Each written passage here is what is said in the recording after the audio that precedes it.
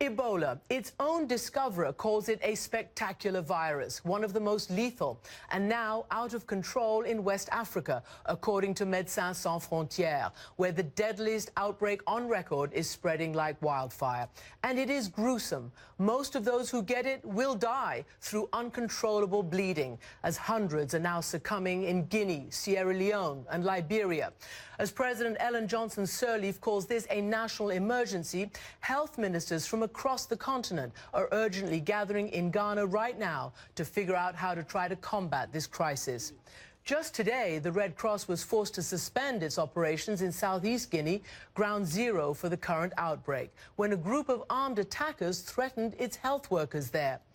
Ebola was first identified almost 40 years ago, and my guest tonight, Professor Peter Piot, is the man behind the discovery. He tells me how poverty, plus superstition, fear and ignorance all contribute to help spread the disease. Professor Piot, welcome to the program. You are the co-discoverer of this virus. Right now, the World Health Organization and other doctors are saying it is out of control in this area of West Africa. It's the worst outbreak ever that they've recorded in this part of the world. Are you surprised? I am surprised, and it is true that this is unprecedented for several reasons. One, first time in West Africa that we have such an outbreak. Secondly, this is the first time that 3 countries are involved. And thirdly, it's the first time that we have outbreaks in capitals, in capital cities. As opposed to in remote rural areas. Remote areas. All other outbreaks were in remote areas, forest areas. Let's just look at this map when we talk about 3 countries involved. You've got Guinea, 303 deaths so far, Sierra Leone, 99 deaths, and Liberia, 65 deaths. The president of Sierra Leone is calling this a national disaster and emergency. Why is it significant that it's urban, and what does it mean for people? Remind us how bad it is.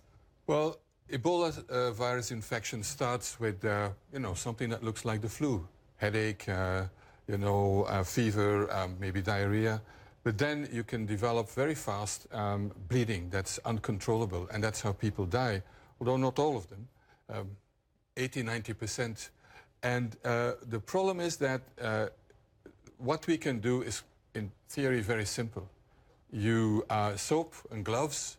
That's what you need. You don't reuse injections. Syringes. Which is obvious. All is obvious. So you're saying very basic sanitary measures can control this? Absolutely. These are outbreaks. This is an epidemic of dysfunctional health systems, because who dies first? It's nurses and doctors who take care of them. And then the next wave is around funerals, when the body is cleaned and washed. And these bodies from someone who dies from Ebola are full of virus. So there's this vicious cycle, if you like. Exactly. And then we have also the fear of the virus, and the lack of trust in government, in the health system, is as bad as the actual virus. What does out of control mean to you and me, to the people who are living here in West Africa?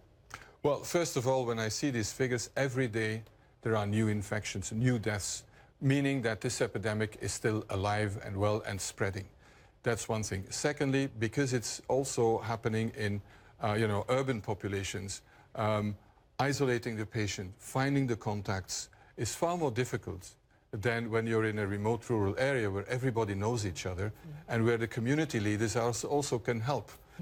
You've called it a spectacular virus. Why is it so spectacular, so dangerous? Well, it's spectacular because once you get it, at least with this strain of Ebola, you've got like a 90% chance of dying. That's spectacular by any standard, one of the most lethal viruses that exist. On the other hand, you need really close contact to become infected. So just being on the bus with someone with Ebola, that's not a problem. It's also not aerogenic, so it's not transmitted through droplets and so on. So it is really something that in theory is easy to contain. But in practice, there are beliefs when you think this is witchcraft, when people are coming to get the diseased relatives and the dead bodies, take them away. That's the problem. Well, interestingly, the president of Liberia says that anybody caught hiding an Ebola victim will be prosecuted. But how did it get to the urban area? Why has it spread so rapidly to that area? Well, first of all, we are not 100% sure where this virus comes from. probably from some bat. Isn't that just incredible, though? I mean, you discovered this in 1976, and you still do not know for sure what is the host organism. Indeed, and a lot of research has been done, but not enough. And as long as we don't know where exactly this virus hides outside epidemics, then we can't map where the risks are. And we are an accidental host, because a virus that kills the host in 1 to 2 weeks, that host is not that interesting for that virus, because it has to find another host. So we're an accidental host. So what happens is that a person is infected, is hospitalized, infects other patients, and particularly healthcare workers. They're buried somewhere. Around that funeral, people become infected when they're touching the body and so on. And then they get ill, and then they go somewhere else, and then they go to relatives in town, maybe because they hope to have better health care. That's how it spreads. Do you think it's going to spread more? Well, I'm very concerned about Mali, for example, when you see, you know, these borders are very porous. People cross them, there's a lot of commerce and so on. And Senegal, Mali, the Gambia, Ivory Coast, I would be very worried. And so this could explode into a really mega crisis. I think so, and it is already a mega crisis with this number of deaths that are increasing. For me, this is a reason for a state of emergency, you know, in these countries. So what should they do? Quarantine the whole area? What does it mean, a state of emergency? It means that you need a combination of nearly military type of control measures, isolation, quarantine of those who have the disease, but also their relatives, to make sure that they're not spreading the infection. And secondly, community mobilization. Information can save lives here. Isn't that just the problem, though? People are uninformed and scared. Absolutely. And the fear of the virus and running away from health services, that contributes to perpetuate the spread of Ebola virus. Let's go back to 1976, when you were a younger man, and you actually co-discovered this virus. It was in Zaire, yes, now the Democratic Republic of the Congo. How did you find it? Well, we were working then in the Institute of Tropical Medicine in Antwerp, where we got a sample, blood sample, from a dead nun, a Flemish nun working in Zaire. And the clinical diagnosis was yellow fever. And we were equipped to isolate the yellow fever virus. But then something completely different came out of it, and under the microscope it looked like kind of more like a worm-like structure, as we see. As we can see, yes. Very big virus. And there was only one other virus known to be of that shape. And then the virus was confirmed at the Centers for Disease Control in Atlanta that it was not Marburg, but something new. Well, why no cure? Well, first of all, in these days, we had no clue how the virus was transmitted. So the first thing you need to know in terms of prevention, how is it transmitted? Is it through blood, you know, through food, to coughing, sex, what have you?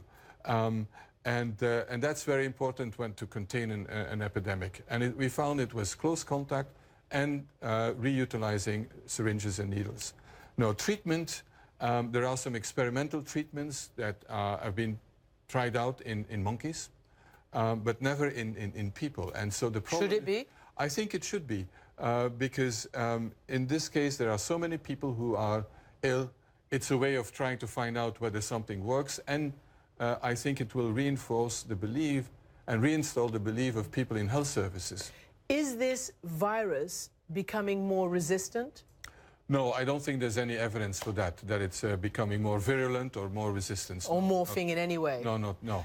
Because you know, the big story in Europe right now, Prime Minister David Cameron is launching a campaign against these sort of super bugs that are resistant to antibiotics.